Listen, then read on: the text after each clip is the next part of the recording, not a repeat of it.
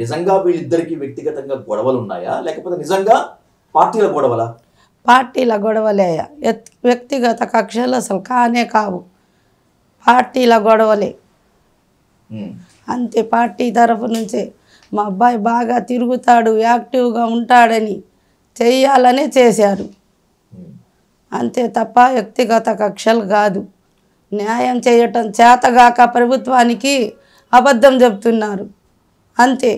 జిలానీ రషీద్ ఇంతకు ముందు వైఎస్ఆర్సీపీలో ఉండేవాళ్ళు, కానీ జిలానీ టీడీపీలోకి వెళ్ళిన తర్వాతే రషీద్ మీద కక్ష పెంచుకున్నాడు అనేటువంటిది మరొక ఆరోపణ. నిజమేనా ఇది? అదే ఉన్నారయ్యా, పెద్ద పెద్ద నాయకులే మారుతున్నారు. అలాగా మారినారని ఎందుకు కక్ష పెంచుకుంటాడు? ఎవరు ఇష్టం వాళ్ళది, ఎవరు పార్టీలో వాళ్ళు తిరుగుతున్నారుగా.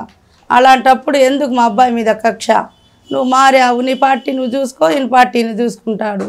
ఊరికి అబద్ధం ఉంటే ఉంటారు. ఇప్పుడు పెద్ద పెద్దవాళ్ళే మారుతున్నారు, ఎంతమంది మారారు. అది చూస్తా వాళ్ళు అలా ఎలా అంటున్నారు? న్యాయమేనా అది? అంత అన్యాయంగా మాట్లాడతారా? మారితే కచ్చ పెంచుకున్నాడంటే ఏమన్నా నాయకుడా? అంత కచ్చ నాయకులే బాగా తిరుగుతున్నాడు, బాగా బతుకుతున్నారు గయా. చిన్న వాళ్ళకి ఇలా చేసి అన్యాయంగా లేనిపోని కేసులు ఇరికిస్తారా?